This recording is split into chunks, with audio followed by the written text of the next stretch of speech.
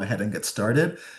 Thank you everyone for being here on time. This is our National Arts and Culture webinar series. My name is Gathoe Mina, the Digital Director of Programs here at Compassionate Choices, the nation's oldest and largest nonprofit dedicated to improving care, expanding options, and empowering everyone to chart their own end-of-life journey. Today we're here to discuss the Death with Dignity podcast, hosted by Hasban Shaikh. The podcast was founded by Andrew Flack, a 33-year-old living with terminal cancer, to explore the emotional, spiritual, and practical realities of end-of-life choice. I am so excited to bring him and our wonderful moderator in, but before I do, I want to share a few housekeeping items. If you need live captioning, please enable it at the bottom of your screen by clicking on the double C's and following the prompts. If you want to share a question during the event, you can either put it in the chat or in the Q&A box. There is no need to raise your hand. We will make sure there's time at the end to address your questions, and if we can't, we'll answer them in a follow-up email. And lastly, this webinar is being recorded, and it'll go out in the coming days, and you could watch it on our YouTube channel, which if you're not already following, be sure to follow us there as well. Now, it is my pleasure to introduce Compassionate Choices Marketing Director Alyson Lynch, who will moderate this conversation. How are you doing, Allie? Thanks, Gathoe. Hi, everyone. You might recognize me from Fran's webinar, and I'm excited to be back today, coming to you live from my standing desk in Annapolis, Maryland. And I am the marketing director at Compassion Choices, and I'm on my 9th year at the organization. So that's a little bit about me, and I would love to introduce Hasban and have you introduce yourself to the group. Hi, everyone. My name's Hasban Shaikh. I'm coming to you from my couch in Oceanside, California. I am the founder of a company called Roaming Sapiens. We're kind of a website design and a media company. I'm also the host of the Death with Dignity podcast. And I had the privilege of knowing Andrew Flack, and that's how I found out about CNC. He was a good friend of mine, and today I'll be kind of talking about the podcast that we had and the experience we had together. Thanks, Hasban. Amazing. Okay. Well, let's get started and get into some questions. I wanted to just start. I feel like I'm talking to an old friend because I know Andrew's a friend of yours and a friend of our movement and a friend of friends of mine. So I feel so comfortable in this space with you, and I'm excited to get started. Can you share a little bit about your friendship with Andrew and how it began and maybe a little bit about who he was? Yeah, for sure. So I guess there's a little bit of a backstory here.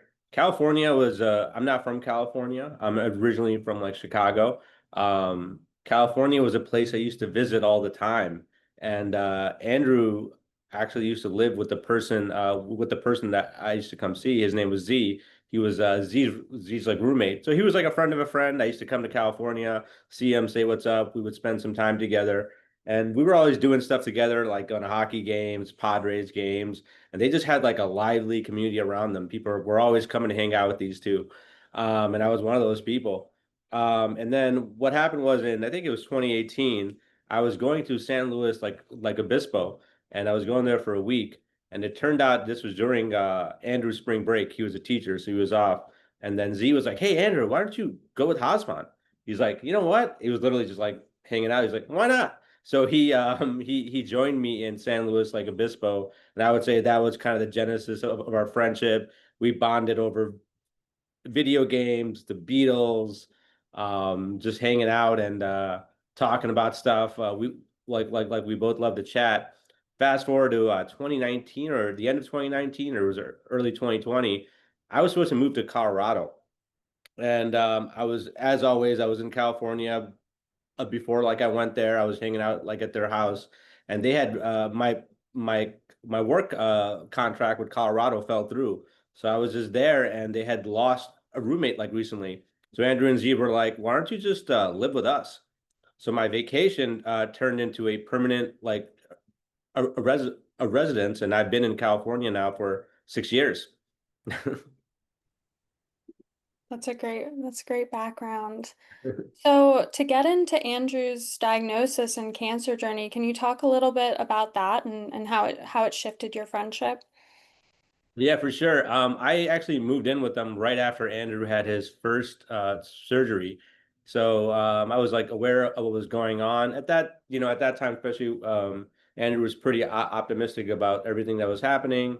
But it definitely impacted things. And of course, he was a very outgoing person. I think that was kind of transition when he wasn't obviously trying to be out all the time and things like that. But like I would say that what happened in that household, especially with three guys living together, it could have like split us apart a little bit, but it kind of brought us together. And I think I would credit my other roommate as well, Z, and I feel like we just kind of came like together like around it. Thanks, Hasban. So to get into the podcast, I'm wondering what kind of motivated you both to start it and what was the kind of genesis of that idea? Yeah, so me and Andrew, we loved smoking a bowl, chopping it up, and as his grandpa used to say, trying to solve the world's like problems. We both love podcasts, and we're like just love to chat. What he first started was a blog, so we talked about it. I'm like, man, you love to speak about this. Why aren't you like if you want to start a blog, I have like a website a design company. So I was like, yeah, my team will all do the technical stuff, and you just write. And it turned out he was a great like writer. I actually recommend people check out his blog. There's some really cool like insights in there. From then, like 6 months later, we were just walking to the beach, and we were like talking about the idea of a podcast. I don't know if he brought it up or I did, and we're like, let's do it. And we just did it. We're like, we don't care who listens.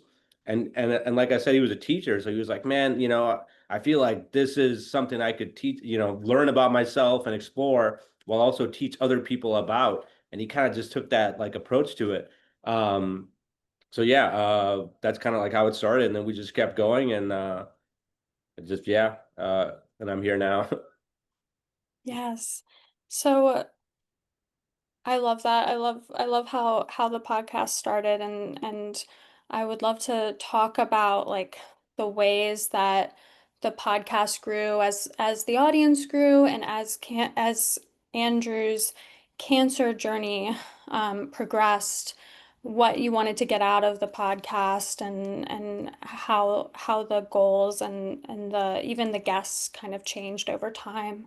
And for those in the chat, Andrew is a or was a Compassion Choices storyteller and an incredible volunteer with us who we're talking about today. Yeah. So I guess like the podcast changed over time.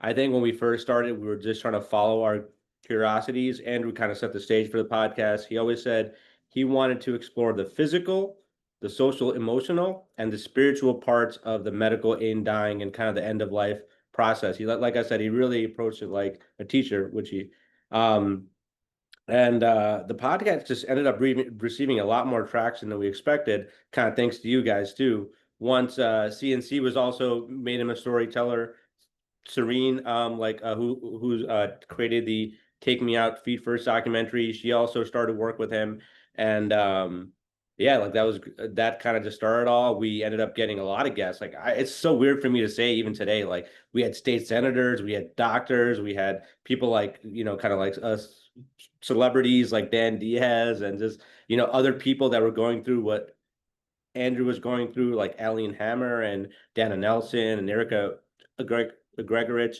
Uh, so I think like even though Andrew had the goal of obviously like being a teacher and taking that approach to it, one thing that I think really changed our approach was he realized that these conversations were like cathartic for him. At the end of each conversation, I felt like we always talked about that. And though the actual podcast was fun, what was really fun sometimes is the conversations you had before and after the podcast with people. You would learn such interesting things about people, especially, after an hour of talking to somebody, you really kind of let loose and you kind of speak openly. And that was a really cool like experience. But obviously as Andrew got sicker, it was just hard for him to do a lot of things, not just the podcast. But I feel like he was really motivated to tell his story and for it to be like an educational tool. I think he like realized the traction it got, and it gave him some like purpose as well. And he really kept doing it. He kept grinding. I don't know what part of the story I was going to tell this part in, but I always say one of the coolest things I ever saw, like Andrew or like anyone do, is that so he wanted to record a final podcast, and he was pretty sick at the end of his life, which obviously people are who are terminally ill. And so his last episode, I think it's called the final transmission. He actually recorded it in two parts. I was like, man, I don't think we can just pick a time to do this, you know, because you never know when someone's feeling it and someone's not, especially when they're going through all the things that he was. And we just set up the podcast studio, kind of just, it was on the whole time. I'm like, anytime you can do it, just go ahead and like record. So one time we did it together. And then the last thing is like one thing he really wanted to do is recite this poem. It's called the Desiderata. I recommend anyone like on this webinar. That poem has really stayed with me. Hopefully, it stays with you too. But maybe 15 minutes before he took the medication, he literally brought the mic to his bed, and he recorded that with some of his final in his final moments of life. So I just thought, you know, and then the reason I share that story is just how much grit he had and how tough he was. It was just really cool to see. Thank you. That's such an incredible story and just reminds me so much like even if we don't share these, whatever we record or what we write or the things we create, they still have a purpose and share legacy kind of with the world. So I think it's so awesome that Andrew shared that legacy with us. And it just makes me think that even if it doesn't become the form of a podcast, there's still so much merit in sharing those moments at the end of life, whether it's poetry or art or whatever the medium is. So Yeah, for thanks. sure. That poem definitely stuck with me. I still have it like in my home, and so do like a lot of friends and people that like knew him. And honestly, it's not just about him sharing like the poem. It's just cool that you know there's some words that he shared that everyone can use every now and then. Why, Absolutely or like words of like wisdom, I guess. amazing. So I'm wondering if you and Andrew talked about the podcast before he died and what the experience has been like carrying on the podcast after his death. Yeah, I can't pinpoint exactly when it was, but towards the end of his life, he kind of explicitly told me, he's like, "Hey man, I want you to like continue this." And I was like, he's like, "Yeah, I think you should keep the podcast going, kind of make it your own, and I think it should like continue." And he kind of said he would love to see it continue, which I think was really cool of him, like as well. Because if you guys have heard the podcast, I was kind of like in the background, you know. Andrew was such a cool like speaker too that I just enjoyed being there for the conversations, and I would ask a couple questions at the end, but I was in no way the host or anything. So it was cool that he said that. It like motivated me at first. I was like, I don't think I'm not sure if I want to keep doing this, but after a lot of people reached out to me and some people just sent me some words of motivation, I like embraced it. And Andrew's best friend also joined the podcast. His name is John Stravell, and just him being there too has like helped me. And I still want to keep that Andrew touch that was there, you know? Thank you. Thank you. I also have a question about, Andrew's choices, end of life choices, and medical aid and dying in particular, like, does that influence how you're approaching the podcast now and your thoughts around how end of life choice? I know the title of the podcast and the Yeah. subject matter is related to end of life choice, but just any thoughts you have about like that personal experience you had and how it influences the more like maybe political or um, Yeah, social. if we get politics might be too long for this conversation or my political thoughts, but as far as just going through that like experience in itself, um, I would say that is one of the most like coolest. It's really weird to talk about someone's passing because it was a tough time for him, his last 6 weeks of life. But what we decided to do at our house, and we lived in a like a real nice house not too far from the beach, and last 6 weeks of his life, his family stayed with us, his mom and dad, his sisters were close by. They had like an Airbnb. His friends came to town, so everyone he wanted to see. It was just a lively 6 weeks of life.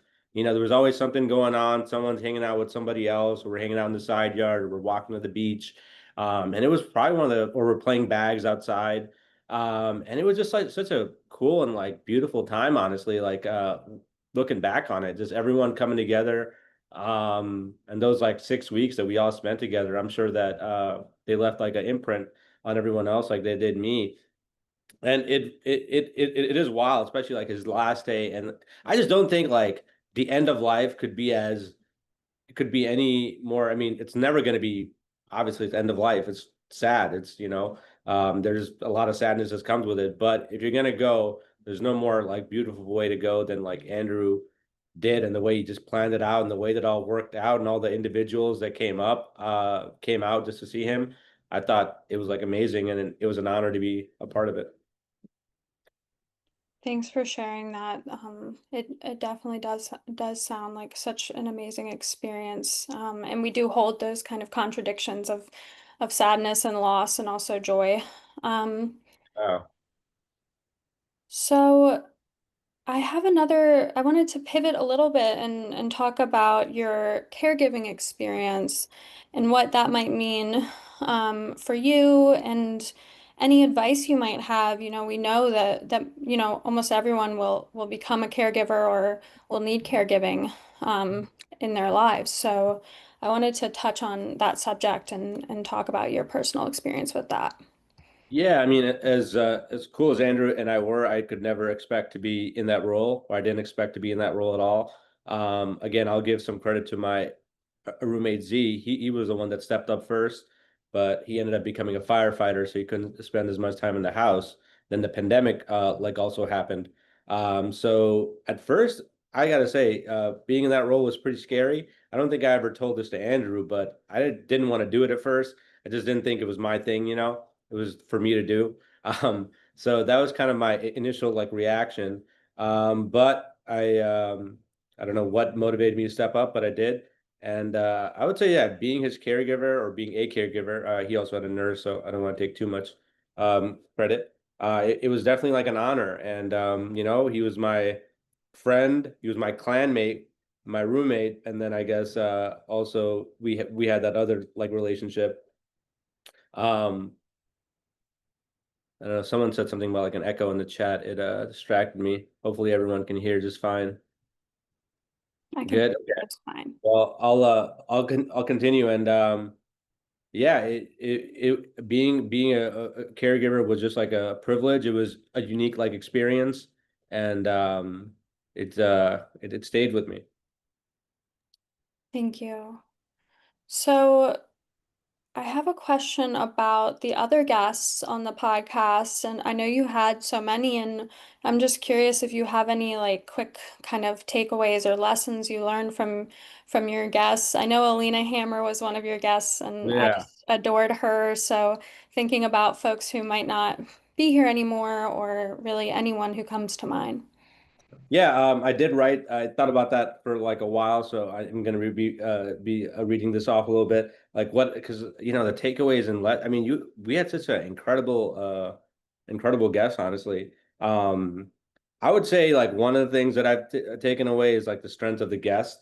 Um, and not just like of the people that were suffering, but the people like around them, um, and how just strong they were throughout it. I always say one of the strongest people I know is someone. If I saw her on the streets, I would never guess is Susie Flack, who's Andrew's mom, and just a strength that I've seen her show through this process. And she's one of the guests, but other people like Dana, like Nelson, Allie and Hammer, and just a family in the community, like around people was just great.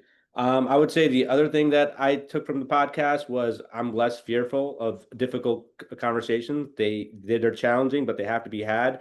Obviously, we talked about death and dying, but not just that. In like business and your personal life, there's always everyone has a conversation they need to have, and we procrastinate on it. You just got to do it because the difficult ones are the most important to have. And I would say the last lesson as someone who's into political stuff is online too. Is in a world that's so divisive and full of stories of bad actors. I know everyone loves like true crime. This like podcast gave me like I feel like it's an experience I need to have. There's so many good people out there that literally just want to make like it sounds corny, but like a positive impact on this world. And they're out there. It's just like, they're probably not the ones to be on podcasts or trying to make media. They probably want to chill and tend to their garden or something. I don't know. That's an incredible takeaway.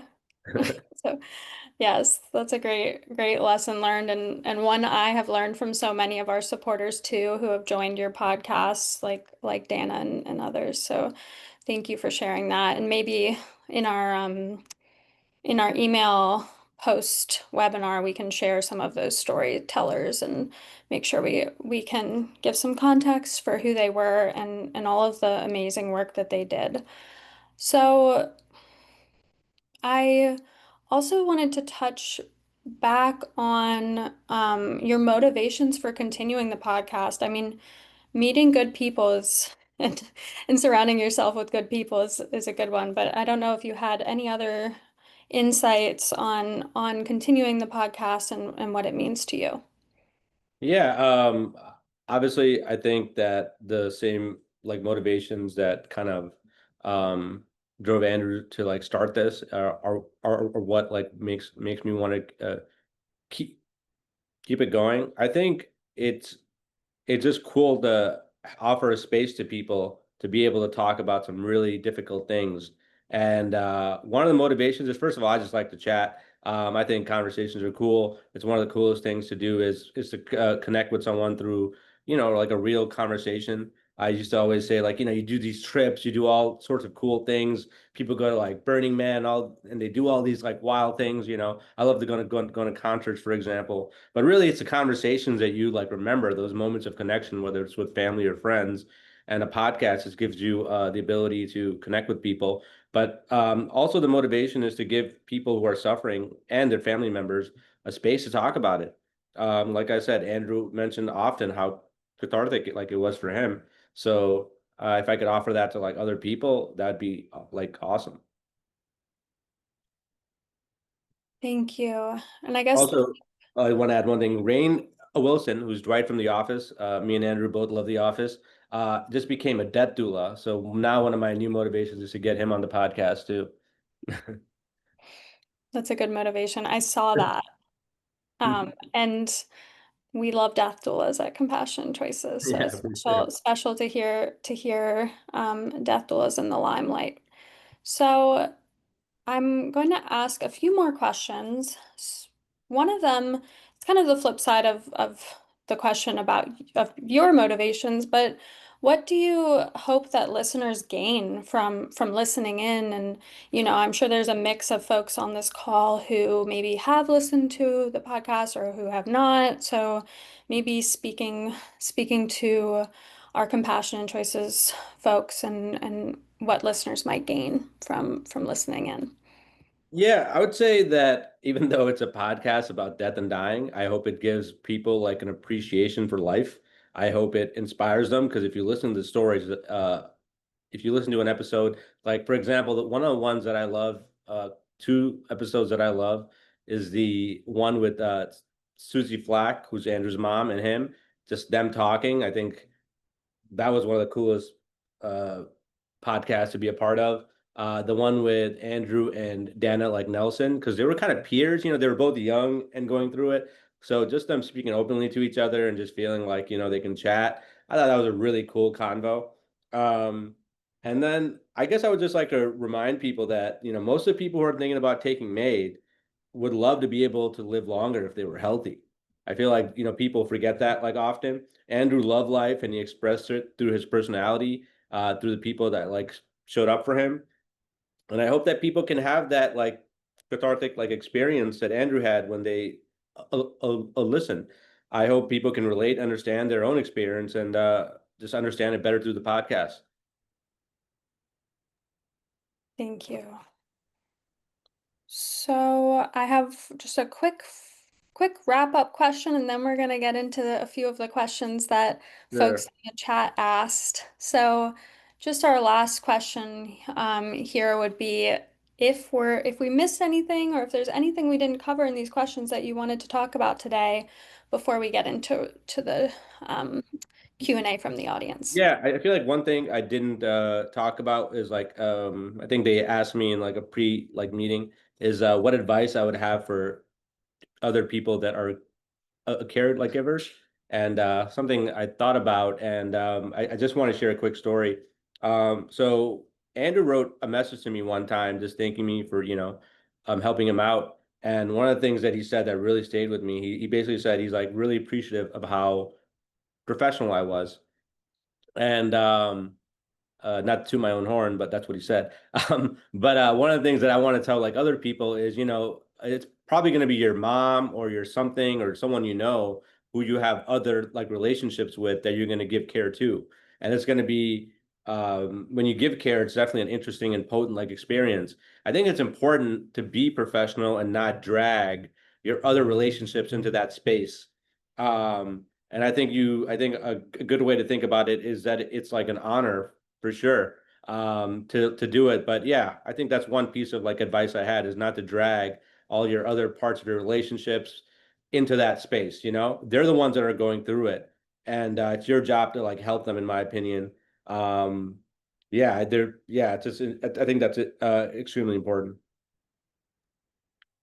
That's amazing insight. I hadn't considered that term professional, so I really like that Andrew used it. Yeah. And I was even thinking if I should like repeat it or not, because I'm not saying I was a professional like a nurse or someone like that, but just how you act like around them, just to be clear. Right, and it creates a separation between your different Yeah. relationships. Yeah, because like I said, when they have to do whatever it is, they're really going through it, and you can't really make it about yourself. Thank you. Okay. There are a few questions from the chat that we'd love to bring into the conversation before we wrap up. It looks like they're about Andrew Flack and his experience, um, his end of life experience. So the first one, um, could you talk about Andrew from the beginning of his illness through the periods in between? So, Yeah, I think probably what I've learned by seeing or feel like learned as a human being from seeing him go through that is like one of the most powerful things. So Andrew was a cancer survivor. So I believe, and I'm trying really hard not to speak for him, but like more about him, is that it seemed like when he first got the diagnosis, he was he was kind of positive that he could beat it again. He kind of had that like mentality, and you get bad news after bad news and keep going through it. So even though as tough as he was, he's still human, and like the pain, all of it just weighs on you, as his dad once said, is like, it's not just about like going through pain one day. It's like a weight that you carry every day for like years, actually, in his case. Um, yeah, I think 6 years total in his case. So I saw him go through the ups and the downs, and it's not like it's like a yeah. I saw him go through the ups and the downs. One of the things that I did want to share in this like webinar to take a little break in that short like story is he was really down maybe in 21, 22. There was parts where it was just, there was no good news, and he was kind of like in pain too. He couldn't move. Um, and I was hesitant to share part of the story, but I know he wanted people to like know about it. And in fact, CNC just shared the same story about someone else.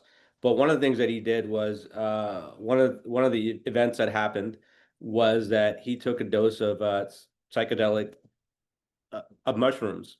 And I know that helped him cope with his cancer, with his diagnosis, with his mortality, and also had a physical effect because he was in so much pain that he wasn't really able to move.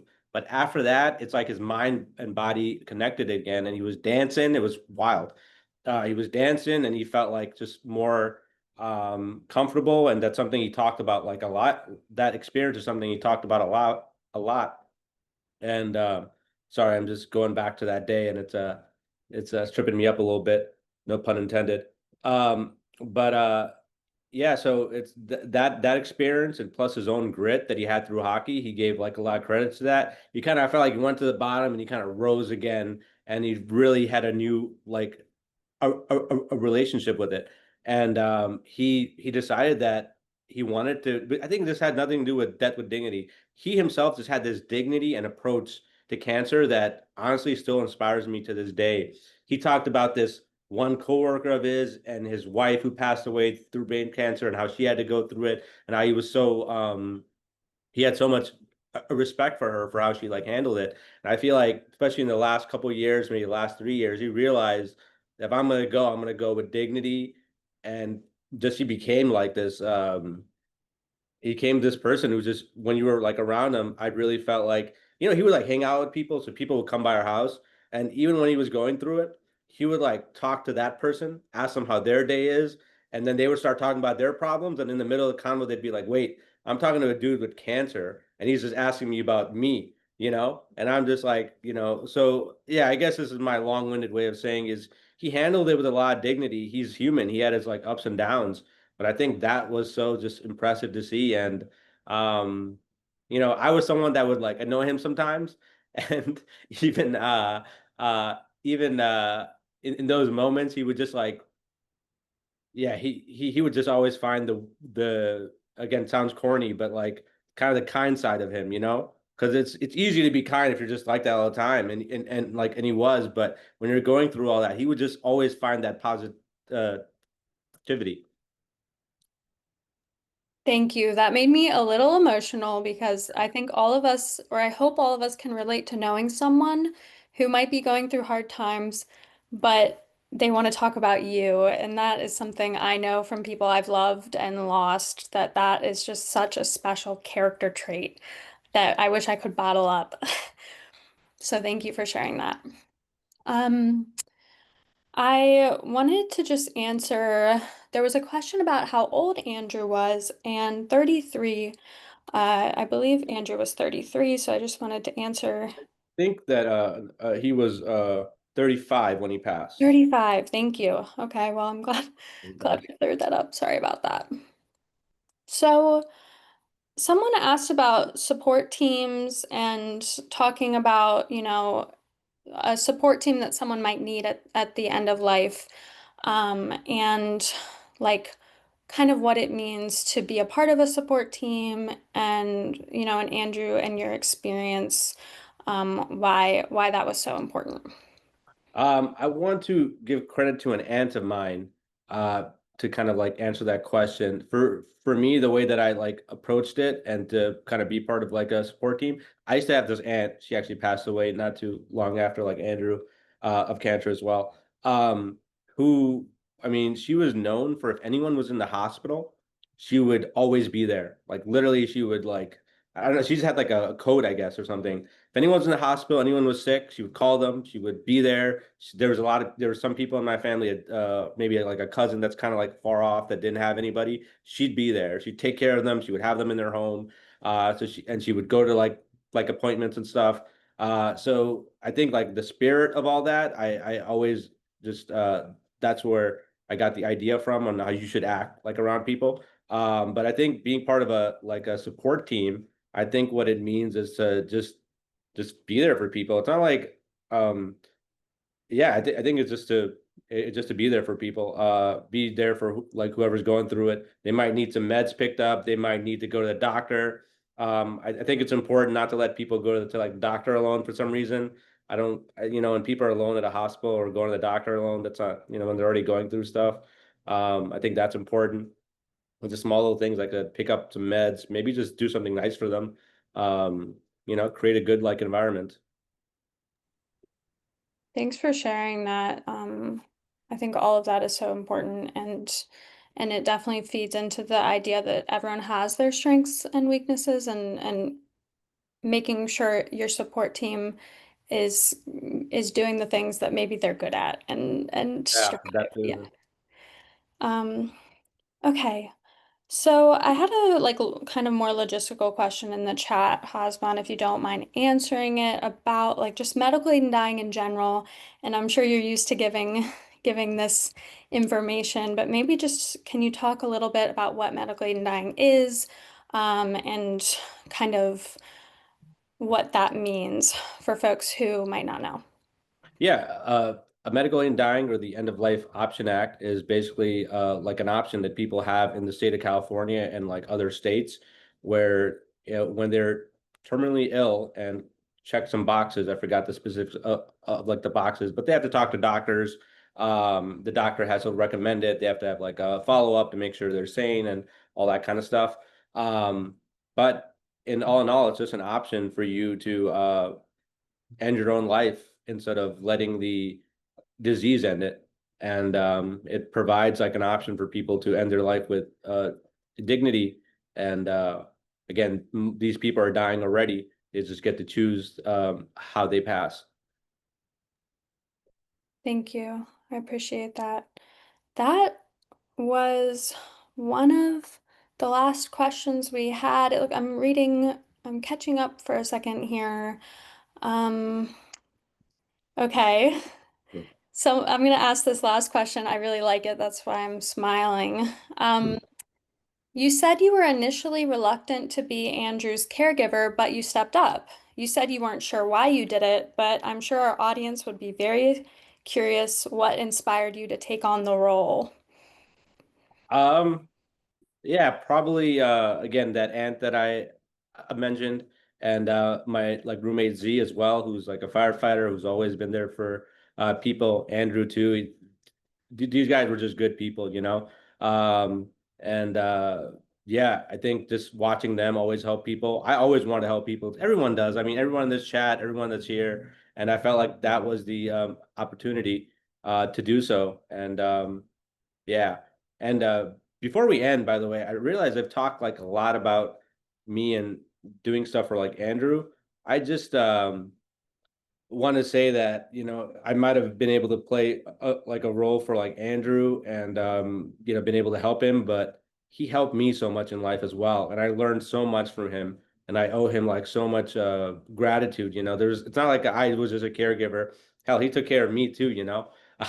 So it was like it was definitely like a friendship. And this next part's going to sound corny too, but you know, we talk about friendships, we talk about relationships in this world. And Andrew showed me what it's like to be a friend and what the power of friendship can be. So I just want to give him some credit too, because I feel like I didn't do that well enough earlier. Thank you. I think that's what's unique about you sharing your story is that friendship component because most people think of caregivers and they might think of their spouse or, their mom or someone in their immediate family, but we know that we can choose our family and I just think it's really special to highlight friendship in this way, especially for those of us who might be in younger generations and considering this. Yeah, for sure. Yeah, I couldn't agree more. Well, thank you so much, Hasban. I think this is a good place to end it. I'm just gonna check one more time that I addressed the questions. And Gathoe, any last thoughts before we wrap up? Yeah. I mean, I think one of the really exciting things here, Hasban, thank you so much for sharing this and Ali for moderating this conversation. I think folks would love to know just about the beginning. I think there are a lot of folks who've been part of Compassion and Choices for a while who may be familiar with Andrew's story, but some who may not have been. Can you talk about some of the emotions after Andrew's initial diagnosis? What was that like as his friends supporting him through that, especially for people in our audience who might be going through a diagnosis themselves? Yeah, I think again, I hesitate to speak for him because he's told the story way better than I'm gonna tell it. On the storytellers His mom tells her like really well too. Um, I feel like when he first heard, I know that he had a conversation with his mom, and I really like the telling of that story because Susie and him, because he's been through cancer before. And one of the things that I remember, the little tidbit that I remember, and I hope I don't get this wrong, is she told him that it was going to be tough. She said, "Hey, like I we talk about sentimental things. We use flowery language to kind of get away from like the hard things in life." But she told him that it was going to be hard, and it's something that he accepted, you know. And I think that probably helped him in like a lot of ways too. And I think he dealt with it from the perspective of like a hockey player too. He mentions that in his blog too. So I had to try to make sure I found his words for it. But I think like he thanked his hockey community and his special ed community as well. And I think the toughness he got from that is something that he leaned on, and maybe that's how he got through it, like initially. Thanks for sharing that. And and I want to thank the audience too for their kind words in the chat, and I'll hand it back to Gothawi.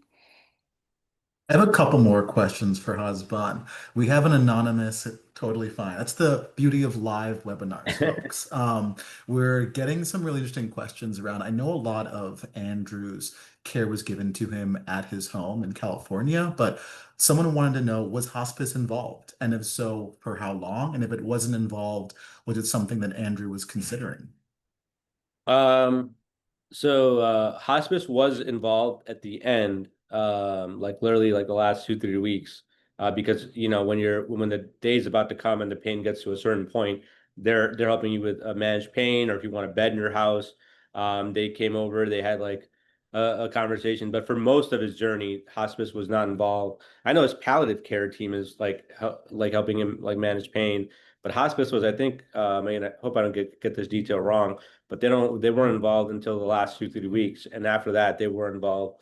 And I wanted to give a shout out to the hospice people too, because they actually were there that day that he took the medication, and they were really cool people and just really gentle and sweet souls. And even though and the and even though most of the care did take place at his home, the cool thing about us being friends and roommates, which I didn't really have an opportunity to mention earlier, we actually got to do it in all sorts of places. We During the pandemic, we kind of did like a road trip. We went all the way to Chicago. My point is, because we were roommates and we were just traveling like together anyways as friends, we actually were able to do the care part in like other places and travel. It was really cool. That's fantastic. No, it's very clear that Andrew had a very strong support team. And one thing that you mentioned earlier on about the podcast was about how cathartic it was. That it wasn't just the conversations you would have during the podcast, but the conversations before and after. And I know for a lot of people, it can be difficult to have end of life conversations. So, can you speak to how Andrew, I know you hate speaking for Andrew, but can you speak to how both of you may have just approached that idea of like, really being comfortable putting yourself first, having those end of life conversations, because I think a lot of folks on this call might inspire them to do the same. Yeah, for sure. Like, I just remember in general, like there was days where he was not feeling well even before the podcast. He's trying to, because he liked to prepare, but sometimes again his body's not cooperating, or like whatever's happening. And he would get to the podcast and he would have the conversation, and he kind of always had a smile at the end, or just he just felt like relieved, like there was some pressure from everything that was going on that got released. And if you hear what because people ask him in the podcast about just personal things. There's one podcast where people ask him about his a dating life, or he's talking about it. He talks about his family, his nephews, um, and just a lot of personal things that he got to talk about. And after, he always just kind of said that, man, this was nice. Like it kind of added to his day in a positive way every time. And reflecting on it, that part is really cool that we got to do and that he had that experience. Not to quote one of our earlier webinars, but it truly does feel like Andrew was himself to the end, the avid hockey player, the supportive friend, asking everyone about their day. And I think one last place to end might just be talking about legacy. There's obviously this podcast at the Dignity Podcast that folks can see the link in the blog around. It was his personal blog talking about his life and personal things. But, if there's one thing that you want folks to take away from this, to learn from Andrew's story, what do you think it would be? Because it's clear that his story is resonating, um, with so many folks on this call who are watching it live, who will watch it later. And I want to make sure that they truly feel and understand what he meant to all of us. Yeah, I would say about his like a legacy. So it's weird talking about in the past tense, like have we as we've been doing. But I would say that he was the real deal. The way that he treated people and like he would. I still have like a note from him. I think it was like National Kindness Day or something like that, and he wrote me like a letter or something. Or he was known for writing some nice like letters to people. He really had like, and I've learned so much from him in these small little things. He had a lot of small ways. I think he learned from his grandpa and his mom as well. Again, he was a special ed a teacher, so just the amount of compassion that he had and kindness. He was a real deal. Like when I talk about him as a story, it might seem like I'm like adding stuff just because he was my friend and stuff, but he was the real deal. That is absolutely amazing. And I think as a special bonus, you have some pictures of Andrew. Would you feel comfortable sharing those so that folks can just see? I think it's wonderful to hear stories, but I think pictures really do add to so much of the wonderful and incredible things that Andrew embodied. Yeah, for sure. Can you guys see my album? Yeah. And if we can just go through a couple and you can just speak to Yeah, I like don't the have to go through emotions all of going them, but on. I really want to share this picture for whatever reason. This is me and him smoking a bong in his old room. And I think we just took it. This is so even just to give you like an idea about like how he was. So I was his friend's friend, right? And he could have like always been like annoyed with me when I'm at the house or anything. This is before I lived with him, just to give people an idea. But he let me sleep in his room just to make me more comfortable. This is before cancer. This is before anything, you know? This is before I'm like a caregiver. So Jackson might be on the bed or his dog Dora might be on the bed. But I don't know why, but I really love this picture. And this is like the podcast, obviously. I wanted to show one of our travel pictures. So again, even though he was sick, we got to go travel and this is outside the big Arumba Stadium in Las Vegas. So we got to watch like a Bears game. We both placed a bet on the Bears and they won. Um, and I guess this is definitely a story that I'll share real quick. Andrew was really sick around this time. This is July, so and one of the things that he did, again, I keep saying he was a real deal. He was not. This is, by the way, our clan are we're really proud of them. They're called Kale, or we were called Kale, and we beat on like a lot of people in Call of Duty. But getting to this like wedding was very tough for Andrew, and I got to see firsthand what he was going through it. And on the day of the wedding, the sun was so hot, so he had to stand. He was a groomsman, and he had to stand in the like 95 to 100-degree weather just in the sun, trying to bear it while the ceremonies going. And again, it just kind of spoke to his grit. Share one with his family. So this is in the last 6 weeks of life as well. And this is his sister and like other friends. And like it was really cool that we all got to hang out and he was going through it, but he was just happy to see us like I'm like having fun.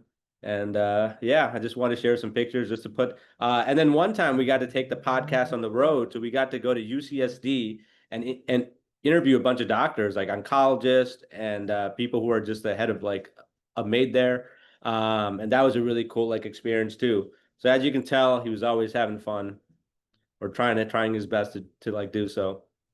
Thank you for sharing these photos, Hasban. It adds so much to the story, so I really appreciate you sharing them. And this is a random one, but I don't know, this picture made me laugh too when I was going through it. This is me holding Sperry's because his family loves Sperry's and I joined in and they're really happy to welcome me to the Sperry Club. Glad to have a member of the Sperry Club joining us. But thank you so much, everyone who joined us live, who asked questions in the chat. I think one thing that someone just asked was where they can see pictures of Andrew. It's going to be a follow-up email with a recording of this conversation, and we'll be sure to include You can pick Hasban, your favorite picture of Andrew, and we'll include it in the follow-up. Sure. But yeah, we'll be there. Um, we're going to wrap up here, folks. Thank you so much for joining us live. I want to give a special thanks to Hasban for really guiding us through this conversation, talking about just the incredible legacy that Andrew has given us. Ali for moderating this webinar and asking all those thoughtful questions. Special shout out to Kelly, Andrew's sister, for joining us live as well. And for everyone here, for being here and making the time out of your day to have these conversations. We hope that through the conversations and the pictures, you become more comfortable charting your own end of life journey and feel inspired to share this along with folks that are important to you. If you want to learn more about the podcast that Andrew founded, which Hasban continues to host, the Death Dignity podcast, there's a link in the chat now. So if you feel free to check that out. I know there are some folks talking about their favorite episodes, so you should feel free to go through a link of all of those on that have been archived there.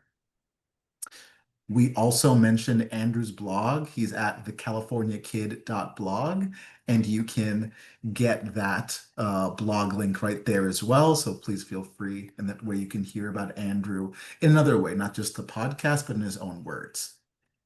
If you want to learn more about compassionate choices and all the work that we're doing, not just to get MAID authorized in all 50 states, but also the wealth of resource we have. I know some folks were asking about what kind of forms they should get filled out, or they can find out more about being a storyteller. You can find all of that and more at compassionatechoices.org, our website.